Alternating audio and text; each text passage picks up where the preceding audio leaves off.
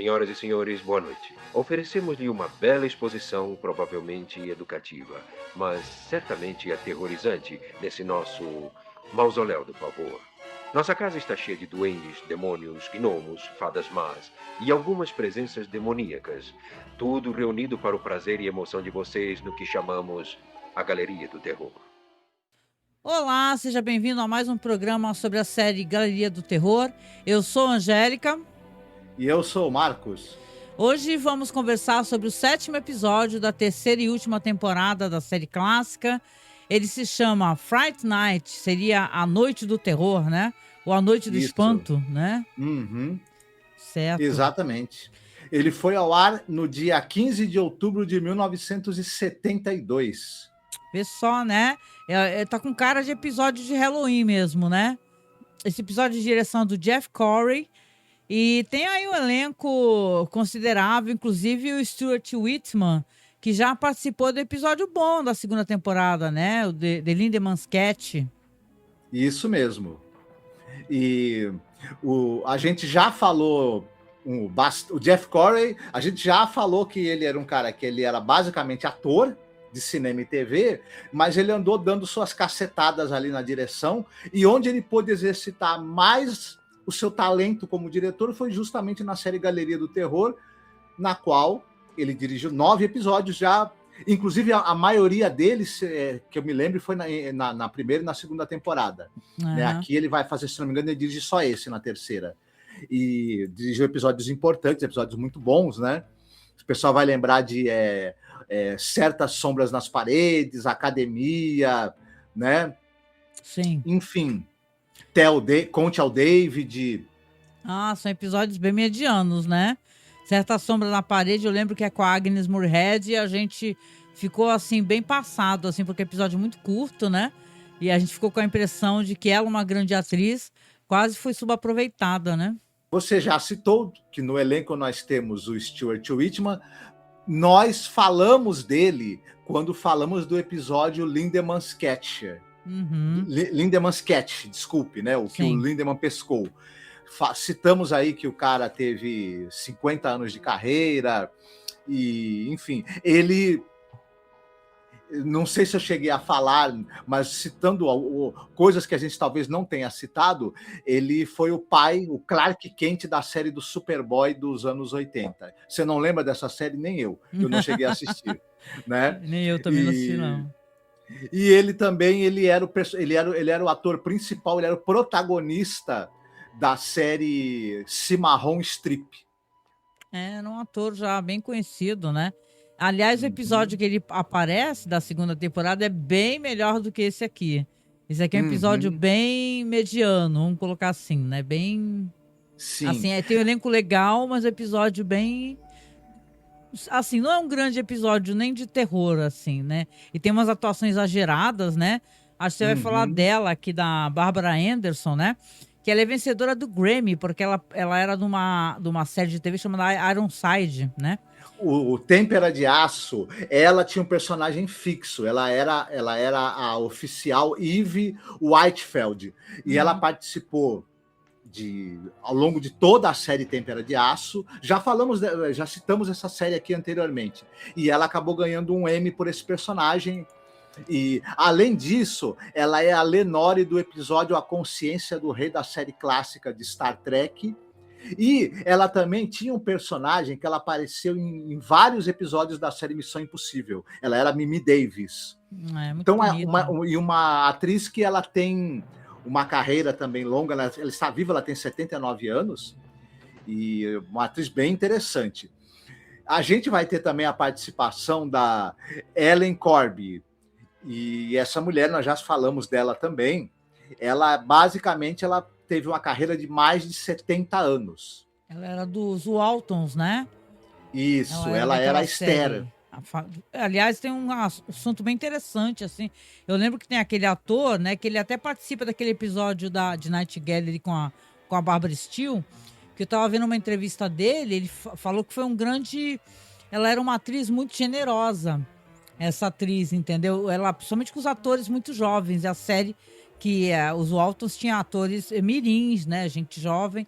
falou que ela era muito generosa, e quando ela faleceu, né, que ela faleceu durante a série, Uhum. ela deixou um grande trauma, assim, né? Ela era muito querida, né? E era uma atriz muito legal. Aqui ela faz a senhorita Patience, que não Uhum. tem nenhuma paciência. É muito engraçado o Sim. personagem dela. Ela, a gente talvez não tenha falado isso, mas ela tem mais de 270 créditos. E assim, ela ficou muito tempo. Primeiro, ela começa em 28. Olha só, nos anos 20, Uhum, e ela vai ficar mais de 20 anos fazendo papéis curtos e pontas em filmes até não creditada. é Mas aí, verdade. aos poucos, mais para frente, anos 50, 60, já. Ela nasceu em 1911, então ela já tinha uma certa idade quando ela começou a despontar mais, fazer papéis mais importantes, mais significativos no cinema e na TV. Ela contracenou com a Agnes Moorehead no filme A Margem da Vida, por exemplo. Olha que legal.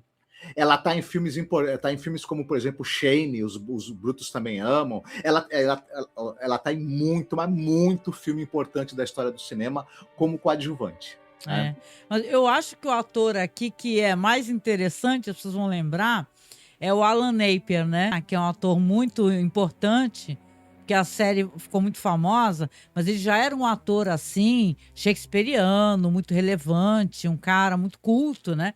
Mas ele ficou muito famoso por ser o Alfred, na série do Batman, aquela série de TV, né? Uhum.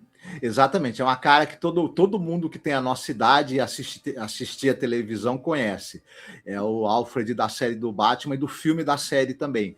E ele já apareceu em 2 episódios aqui de Galeria do Terror: O Casa com Fantasmas e Os Pecados dos Pais. Né? É verdade. Eu gosto muito da atuação dele, assim, aparece muito pouco, mas em cenas muito impactantes, né? Uhum, Então, dessa vez, a gente vai começar o episódio aqui com a sinopse que você vai fazer, né? Então, conta pra uhum. gente um pouco dessa história aí. Você tem um casal, é o Tom e a Leona. O sobrenome deles é meio Ogilvy, algo assim. O Tom é escritor e eles herdaram ali uma propriedade, uma casa antiga ali, que era de um primo dele, o primo Zacaria, que é o personagem do Alan Napier. Né? E, e é uma casa bastante grande, confortável, e o casal fala: poxa, vamos para lá, né? Herdamos a propriedade, vamos morar ali. Ele também, como ele é escritor, ele precisa de sossego, precisa de um espaço bom para ele poder ficar ali concentrado escrevendo. A casa, além de ser um tanto quanto afastada, tem um bom espaço para ele fazer um escritório para ele. E, ó, beleza. Eles são, quando eles chegam na casa, tem uma governanta que trabalhou nessa casa por mais de 20 anos, ela foi meio que a governanta do primo dele, e ela tá ali para deixar tudo organizado e dar para eles instruções sobre a casa. E é a Miss Patience, que é vivida pela Ellen Corby. Aliás, é muito legal o fato dela se chamar Patience, porque ela não tem paciência nenhuma. Ela é uma mulher bem nervosa e irritadiça. Mas será que ela é uma pessoa nervosa e irritadiça ou ela está nervosa porque ela está lá na casa? E ela dá a entender ali durante a conversa e tudo que ela não quer, inclusive, ficar lá durante a noite. Ela quer logo dar as instruções, deixar tudo pronto com eles para ver o marido dela, acho que vem buscá-la, que ela quer ir embora. E ela dá uma instrução a respeito de um certo baú que tem lá na casa, que ela fala: olha, esse baú não é para ser removido e em hipótese alguma é para abrir esse baú. A esposa, né? Que eu lembro, ela olha para essa instrução meio que falando assim: ah, tá bom, vai, é coisa de provavelmente porque eles têm um retrato do primo na parede, ele é um cara meio idoso, assim, ela deve pensar: isso aí é mania de cara idoso, beleza, a gente não mexe nesse baú não, tá certo, fica sossegado. E, basicamente, depois que a governanta vai embora, eles vão ali se ajeitar, e o nosso amigo, que é vivido pelo Stuart Whitman, o Tom, ele quer começar a fazer o trabalho dele de escrita. Ocorre que você começa a ter barulhos estranhos, você começa a ter fatos estranhos acontecendo na casa, você começa a ter alguma coisa influindo no comportamento do Tom, tornando ele um cara esquecido, agressivo. Aos poucos, Presenças. presenças, né? E E isso começa a afetar também a esposa. O Tom começa a ser afetado, a esposa começa a ter dificuldade para dormir, a esposa começa a ter um comportamento também, se sentir perturbada, sentir alguma presença na casa, e basicamente algo vai ficar infernizando esse casal e tentando levá-los à loucura, ou até talvez a cometer um ato extremo um com o outro. E a gente não sabe o que é. Ou melhor, vamos saber, claro, óbvio, que tem alguma relação com esse tal baú que não pode ser mexido, né? Tem um momento que ela fala, por exemplo, que ele foi se deitar na cama no meio da noite, depois, quando ele tá chegando, tipo assim, no meio da noite, fala assim, ué, você se arrumou, subiu de novo e agora voltou pra deitar? Você não tava deitado aqui do meu lado? Ele falou, eu não, acabei de descer. E tem uma coisa dele ficar o tempo todo querendo tomar todinho, né? Vamos chamar de achocolatado. Toda hora, cadê o todinho? O todinho pra cá, todinho pra lá. Ele Qual chama é o lance? Ele fala, cadê o meu cacau? Eu quero meu cacau. Que é coconut, negócio assim, né? Coconut não, é cocoa, não sei dizer. My cocoa, né? Eu quero meu cacau. Ai, cadê? Nível, vamos passar pro português BR. Cadê meu todinho? Você já fez meu todinho? Traz meu todinho. Assim, esse cara, logo no começo, antes da casa estar influenciando ele já é um cara meio babaca, tá? Porque quando ela faz a piada, ele fala assim, você é muito engraçado, seria bom se você soubesse pilotar o fogão. Ele fala isso, tá? Ele fala isso. Ele é aquele cara que, assim, ele é escritor, mas ele é um sujeito cheio de... Ele meio que se acha a estrela da casa, né? E tal, a mulher faz tudo para agradar ele, e o cara continua sendo um chato exigente, que é o cacauzinho dele, o todinho dele toda hora, né? Cacau não, o todinho, cara, o todinho dele toda hora. Enfim, um cara meio mala, né? E ele, agora, com alguma coisa, alguma presença ali na casa, alterando o comportamento dele, ele passa de ser um babaca a ser alguém, inclusive, até agressivo e potencialmente perigoso. Não, esse episódio ele é cheio de coisas estranhas, tá? Assim, antes da gente contar o desfecho. Ele tem uns efeitos especiais, tá? Que estão mais para defeitos, mas são os efeitos. Não, porque esse baú que tá no escritório dele, que não pode ser movido, ele fica levitando, ele fica balançando. E tem um negócio também que ele fica andando para lá e para cá naquelas tábuas que rangem. E a mulher fica ouvindo o cara lá tentando dormir e rangendo as tábuas, né? E então, é uma situação assim dos dois assim bem problemática, assim, os dois peritos já não se dão muito bem, né? Acho que até pela diferença da idade, tá? Porque a atriz na época tinha 27, ele 44, tá? Então tinha uma grande diferença de idade, né? Aí, né? Sei lá. Uma coisa em relação a esse ator, ao Stuart Whitman, é que ele tinha 44, mas com a carinha de 64. Porra, ele tá estragado, né? Tá estragado. Acho que é muito sol, cara. É muito sol. Eu diria que ela aparenta ter um pouquinho mais do que 27. Digamos assim, a gente acha que ela tem uns 30. Mas a gente olha pra cara dele e fala, ele tem 60 tranquilo. Caralho, mas tá não foda. tinha. Parece pai dela. Mas tá, não vamos, né? Não vamos problematizar não vamos entrar no etarismo, essa questão né? do etarismo, né? Não tem amor, não tem idade, né? A não ser que seja menor de idade. Aí é crime, ok? Bom, mas de qualquer maneira, assim, é um episódio cheio de... Ele tem um andamento muito estranho, tem umas atuações muito exageradas. Eu acho que essa atriz, a Barbara Anderson, que é uma boa atriz, pelo menos ela provou ser uma boa atriz, ela tá só sabe gritar e fazer carão, né? Ele tá um mala sem alça, uma versão do Iluminado pobre, porque tem um momento que ele tá lá na máquina de escrever, aí o fantasma vai lá escrever pra ele. Ela assim, caralho, filha da puta, tu não trabalha? Brincadeira. Assim, mas ele, aqui a maldição, você vai encher a boca dela de leite quente. Opa, peraí, ficou sexual o negócio. Não, mas assim, é isso mesmo que tá escrito lá, porque a bruxa... Aí tem esse lance que ela começa a ter sonhos, ele começa a ter sonhos, aí tem uma hora que eles começam até a brigar, né, porque diz que ele já tá uns 3 meses, parece, né, sem ganhar um centavo, e ele fala, cadê meu todinho? Juro, ele fala isso, tá? Cadê meu todinho? Não tem dinheiro pra todinho, agora é só leite. O leite lá no fogão, lá, subindo lá, né? Sim. Aí o leite subindo, os dois brigando e tal, saca? Aí batem na porta, aparecem 2 figuras, assim, fantasmagóricas, assim, né? Parecem uns zumbis, uns goblins, né? Aí eles se assustam, ela berra, mas as crianças pedindo... Tipo assim... Não tem coerência no episódio. Se ninguém chegava perto da casa na cidade porque tinha medo da casa, por que as crianças Porque... foram lá bater na porta pra pedir doce? Isso. Nada a ver.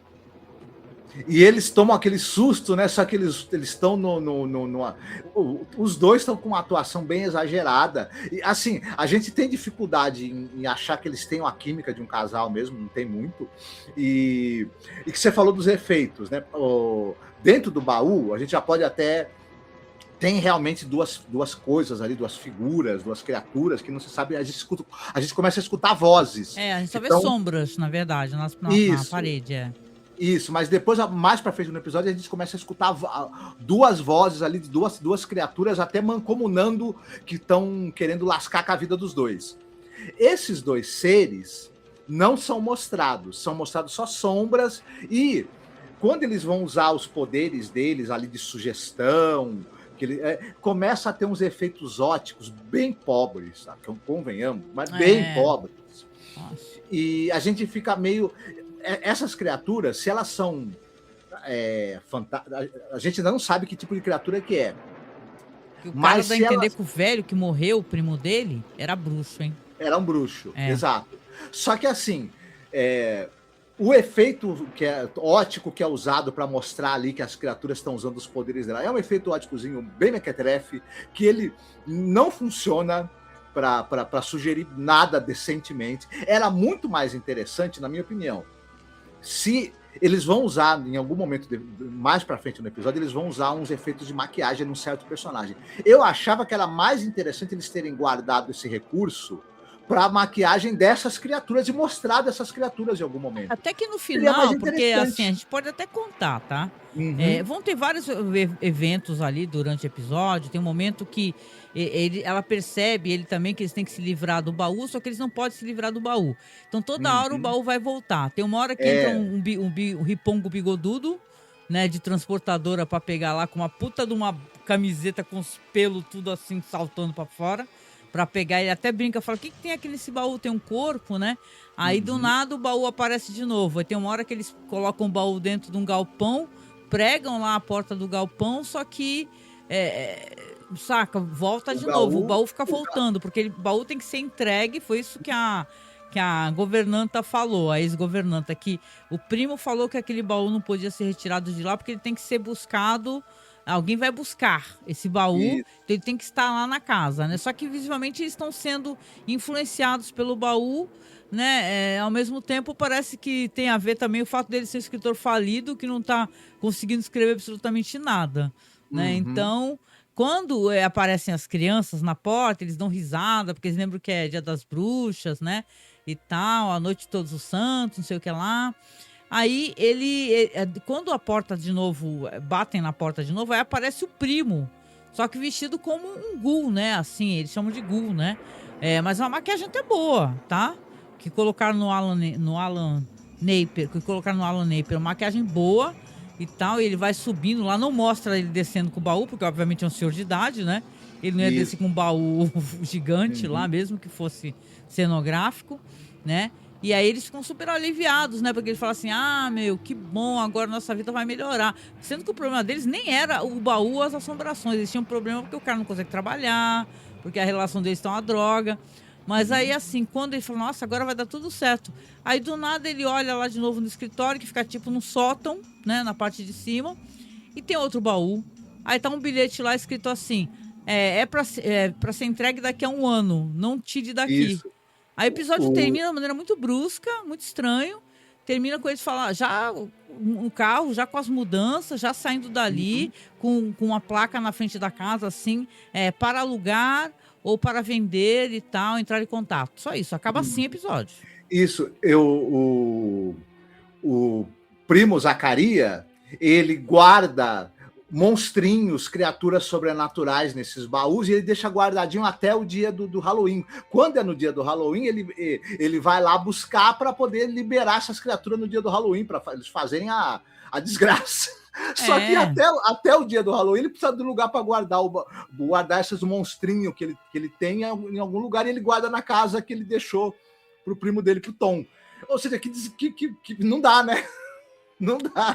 Não tem condições, né? Assim, não é um bom episódio, tá? Eu acho que ele não causa nem terror e nem humor, né? Eu acho que ele não tem intenção de causar humor. O episódio não é pra ser engraçado, mas ele não achei mesmo um bom episódio. Eu acho que aquele Questão de Medo com Leslie Nielsen, né, da temporada anterior, ele é muito melhor, porque ele pelo menos é engraçado e absurdo, e o Leslie Nielsen tá ótimo, né? Se vocês não Sim. assistiram, tá ótimo, né? Então, assim, é um episódio bem mais ou menos assim. Eu acho que se a gente puder fazer uma recomendação, né, porque a gente gosta muito de fazer isso, o Alan Napier, ele tá num filme que a gente recomendou dentro de um podcast temático, que a gente gravou um podcast só sobre mansões mal assombradas com nome. Tipo mansão, as do Flanagan lá da Netflix, Hill House, Bly. Então a gente fez um podcast falando das mansões, filmes legais sobre mansões especificamente assombradas. E a gente falou de um filme chamado Uninvited, que é os não convidados, né? Que tem o Alan Napier no elenco. E é um puta filme de terror, assim, de clima, bem feito, entendeu? Que dá medo. É uma história tétrica, antiga, eu acho que é de 44, é preto e branco o filme. Mas é muito ruim esse episódio aqui. Qualquer negócio, não tem como passar a borracha, passar o pano e falar que ok. É ruim mesmo, é ruim. Nada bom. Ele não funciona em praticamente nada do que ele se propõe a fazer, Eu vou falar, né? essa temporada, ela tá sendo aquele tipo de temporada que isso aconteceu às vezes em The Twilight Zone, que acontece de ter 2 ou 3 episódios ruins, às vezes, ou bem mais ou menos, mas eles tinham um sensacional, sabe? E essa aqui tá tendo, na minha impressão, só episódio mais ou menos. Às vezes vale muito porque a gente vai pesquisar sobre o projeto e vai ver o conto que se refere. Aí você consegue colocar um conteúdo, porque tá muito qualquer negócio, assim. Eu parei para pensar, eu tava pensando sobre isso, né? Eu gosto, primeiro, é o Vincent Price. Então a gente gosta do Vincent Price, episódio legal, tem uma cenografia legal e tal, mas tá muito fraca essa temporada, né? Até o próximo episódio, quando a gente for comentar, ele sofre disso. Ele não tem, assim, um grande roteiro, apesar de ter grandes atuações, né? Às vezes tem isso, né? Episódio não tem roteiro bom, uma atuação é boa. Esse Stuart Whitman, ele tá bem melhor, e a história é bem melhor no Linda Marquette, que é um cara, que é um pescador amargurado lá, que pega uma sereia. Então é um episódio bem melhor do que esse daqui. Mas isso daqui, ó, pra mim, menor A grau. terceira temporada está sofrendo muito também com corte orçamentário. Quando a gente estava lendo sobre como é que foi a produção e tudo mais, não se fala muito, assim, fala-se de várias questões, várias exigências, vários problemas, mas não se fala tanto de corte orçamentário. Mas assistindo, a gente percebe que foi brutal, né, o corte de orçamento de uma temporada para outra. Tem episódio pra vocês verem, né, gente, que a gente comentou. Voltem nos episódios anteriores, se você começou só agora. Tem episódios que são adaptações do Lovecraft. Tem um do monstro, que a maquiagem é inacreditável, é um monstro completo, saca? É uma maquiagem, sabe, alguém vestindo mesmo, e é um episódio de terror muito bem feito. Então, essa terceira temporada, eu acho que é daí que a série já vinha agonizando, porque a gente falou sobre isso, tava tendo problema de produção, tava um tal de exigência de estúdio que não era para ter nada que tivesse qualquer sombra de reflexão, de conteúdo filosófico, sabe? Humanístico. Então a série fica carecendo de profundidade. Eu fico com essa sensação. Que às vezes ela pode até se basear num conto legal, mas ela acaba deixando o conto, não tirando do conto uma boa. Porque você não tem Rod adaptando. Entendeu? Porque antes ele pegava grandes contos, ou então roteiros, ou histórias de outras pessoas e adaptava do jeito dele. Como aquele não podia, às vezes, fazer adaptação, né? Apesar que tem episódio anterior, que o roteiro é dele, por exemplo, o anterior é dele, que a gente andou comentando já. Mas, cara... Mas eu fico pensando assim que a série tá com problema de mesmo, tá agonizando, parece estar nos estertores. Mas como os episódios são gravados em colocações, né, e vão aparecendo na TV de maneiras aleatórias, dizem que para frente tem episódios bons. um ou dois, pelo menos. Mas, pô, de 15 episódios, que é o que vai ter praticamente, você ter 2 episódios que são realmente bons, aí você fica pensando, sabe? Então, esse aqui é bem qualquer negócio, né? Então, vamos deixar pro próximo, então, pra comentar, porque esse aqui a gente não foi muito feliz, não. Você tem algum filme pra recomendar? Já que você citou que a gente fez um podcast sobre casas que têm nome, né? E onde acontecem, obviamente, coisas sobrenaturais e coisas interessantes e terríveis, quem talvez ainda não conhece, não assistiu as 3 séries que o Mike Flanagan fez na Netflix, a Maldição da Mansão Hill, a Mansão Bly, a Maldição da Mansão Bly e a Queda da Casa de Usher, corra para assistir, porque está entre as melhores coisas que você vai assistir em audiovisual, no gênero terror, que tem na televisão. Então, pô. Né? Eu acho que ele é um dos melhores diretores de terror, assim, da atualidade. Com toda certeza. Desde o primeiro filme dele, que a gente já comenta faz anos, né? Que é o Absentia, né? Isso. Que é um filme, assim, de crowdfunding, sabe? O cara entrega uma história inacreditável. Nenhuma das 3 séries são adaptações fiéis dos livros de origem. O da Shirley Jackson, A Maldição da Casa da Colina, ou A Volta do Parafuso, que é o da Mansão Bly, né? Então, ele parte dos livros, mas ele faz uma recriação, ele vai para um outro caminho, e enfocando famílias, na verdade, nas 3 séries. E olha, maravilhoso. Maravilhoso. É isso, né? Paciência. Às vezes tem episódios que realmente não nos agradam, mas não quer dizer que não possa ter agradado você. E se por acaso você achou legal, né? Conta pra gente por que você gostou e tal, né? Porque eu odeio sentar pra gravar, seja lá o que for, pra reclamar. Eu tenho um problema com isso. Inclusive, até quando a gente vai fazer live, eu não é muito minha vibe ficar reclamando das coisas. Eu acho isso meio chato, né? Mas fazer o quê? Eu não achei um bom episódio mesmo, assim, entendeu? Então a gente tá com a impressão de estar vendo os estertores de uma série que tinha tantas possibilidades, sabe? Claro que isso faz muitos anos atrás, mas mesmo assim, né? Acho que talvez lá no nosso top 20 a gente consiga explanar melhor essas coisas aí, comparando os episódios entre si, né? Mas conta pra gente o que você achou, né? E mais do que isso, né? Comente, compartilhe aqui. Não esqueça de deixar seu like e de também nos ajudar financeiramente, porque nós precisamos do seu apoio. Escaneie esse QR Code aí vermelho, que é o LivePix, que você pode mandar um áudio pra gente. Se você for comprar qualquer coisa na Amazon, lembre da gente, porque você escaneando esse QR Code ou acessando o link que tá na descrição, você compra na Amazon, não paga nada a mais e ainda nos ajuda, porque pela indicação recebemos aí algum trocado da Amazon, tá? Apoie a gente via Pix, apoiomasmorra@gmail.com, ou então lembre-se de nos apoiar no Apoia-se, tá? Que você pode deixar também qualquer valor mensal para nos apoiar mensalmente. No mais, você quer deixar algum recado, Marcos, pra gente no final? O recado é que vocês fiquem todos muitíssimo bem. Cuidado com esses baús aí que você não sabe o que tem dentro, que um primo deixou para você, falou para você não abrir. Golpe do baú, né? Tá vendo, né?